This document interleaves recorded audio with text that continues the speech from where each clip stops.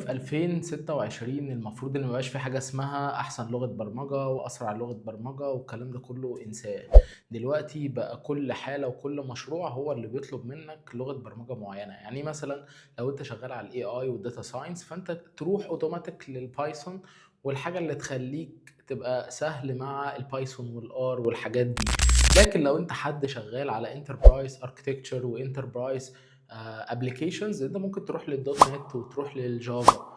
فالاتنين دول اقوياء جدا في الابلكيشنز دي.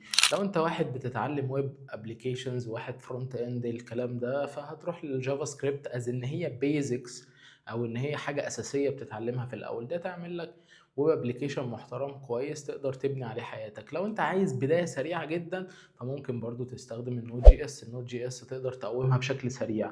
فمفيش حاجة اسمها لغة برمجة أحسن من مين، لأن هو كلهم بناء على حالة المشروع. ففي سوق العمل الموضوع مختلف تماما. ودلوقتي وحاليا في وقت الاي اي انت ما بقاش مضطر منك ان انت تبقى عارف سي شارب بس او جافا بس او اي او لغة معينة او تول حتى معينة واحدة بس. انت مضطر تكون عارف كل اللانجوج وكل التولز. فبالتالي انت هتجمع ده كله ازاي؟ بانك تعرف البيزكس بشكل مظبوط. بس كده، شكرا.